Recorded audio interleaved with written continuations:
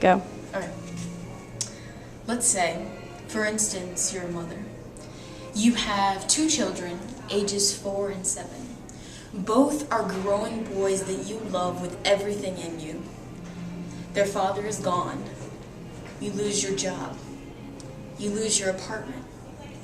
You lose the power to provide for your children. This happens to so many Americans. They may not have the same story, but the outcome is just as devastating. 2% of Americans are considered homeless, the state or condition of having no home. This may not seem like a lot, but according to the 2010 census, there are approximately 308 million people living in the United States.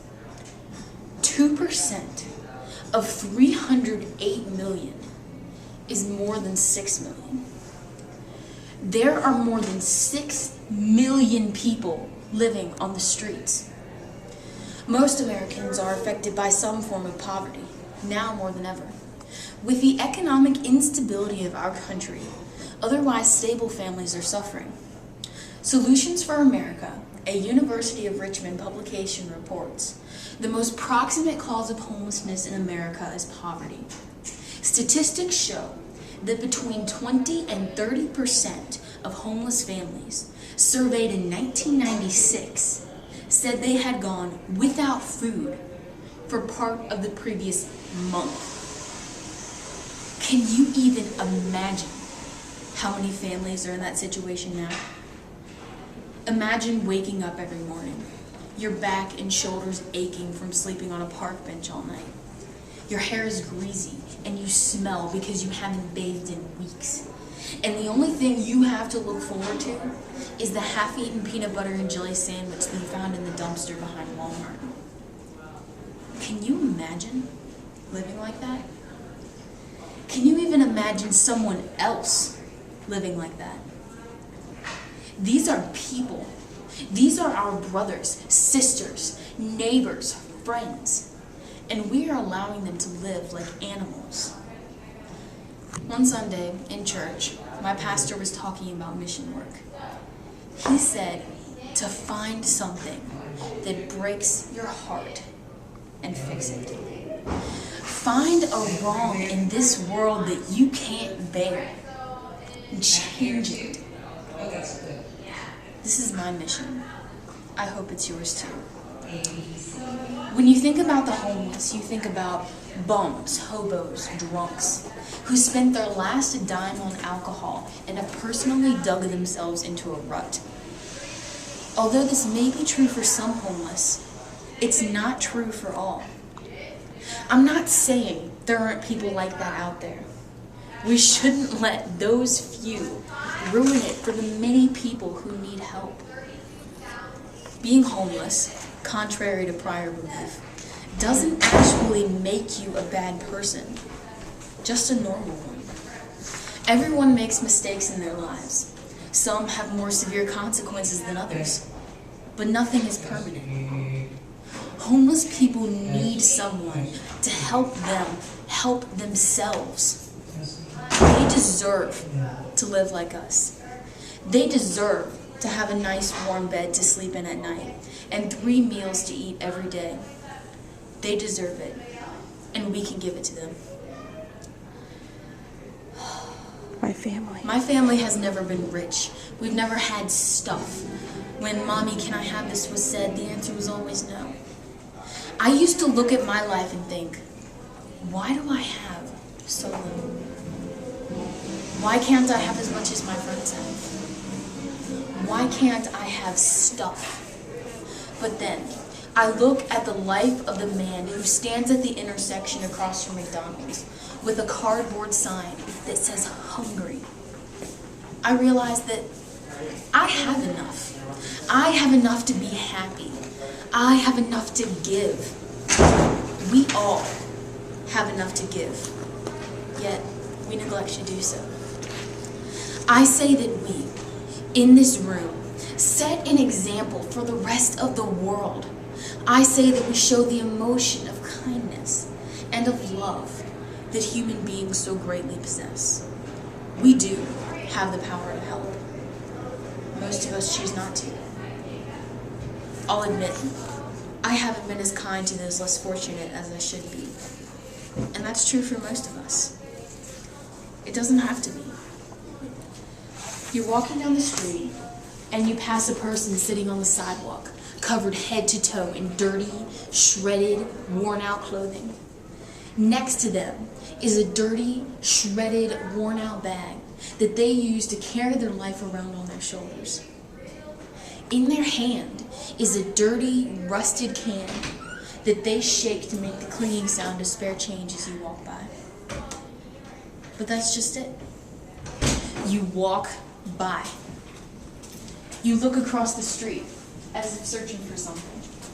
Whatever's going on with your hand suddenly becomes very interesting and requires your immediate attention. You have an itch on the side of your head nearest them, and your hand conveniently covers your face as you scratch it. I've done it, and so have you. Why? Why do we avoid them? Why can we not look them in the eyes? It took me a long time to figure out the answer to those questions. The realization was life-changing. If we don't see, we won't feel. And if we don't feel, we won't act upon what we see. So instead of walking by and averting your eyes, say hello, introduce yourself, ask them how they're doing. More than anything, these people need friends. They need to meet a complete stranger who doesn't look at them in disgust and don't avert their eyes. One small act of kindness can make someone's day. Saying hello may not seem significant to people like us. People who have lots of friends and family and who talk to people constantly. But their world does not even begin to compare to ours. We cannot empathize with what they go through every moment of every day. According to the National Coalition for the Homeless, homeless people nationwide were singled out in more than 1,000 attacks over the past 11 years by perpetrators motivated by anti-homeless hostility and a perception of their victims as easy targets. Last year was the deadliest in a decade for hate crimes against the homeless, with 43 people killed. This is ridiculous, unacceptable, and just plain wrong. We can help. There are many organizations that take donations, volunteers, and pretty much anything you're willing to offer to help out a remarkable cause. The number one reason for people not doing volunteer work is that they don't have time. Well, let me tell you this. If you have time to go home and watch TV every day, you have time to volunteer. If you have time to play a sport and go to practice every day, you have time to volunteer. If you have time to spend a weekend at your friend's house or go out to dinner, you have time to volunteer. Help out in a soup kitchen. Donate toiletries to snack pack organizations. A program that I recently learned about is the Doe Foundation. The Doe Fund's mission is to develop and implement cost-effective holistic programs that meet the needs of a diverse population working to break the cycles of homelessness, addiction, and criminal recidivism. All of the Doe Fund's programs and innovative business ventures ultimately strive to help homeless and formerly incarcerated individuals achieve permanent self-sufficiency. I particularly like this organization because it not only gives homeless people what they need, but teaches them to get it for themselves. Give a man a fish, he'll eat for one day. Teach a man to fish, he'll eat for a lifetime. It's okay if you don't feel comfortable talking to strangers on the street. There are many, many other things you can do to help. Things that we take for granted every day, people on the streets would fight for. You don't have to put your life on hold and try to help out every homeless person you see. Just think about the 2% who need your help. and the 98% that have the power to help. All I'm asking is that you be aware and be kind and be generous and be understanding. But most of all, be loving.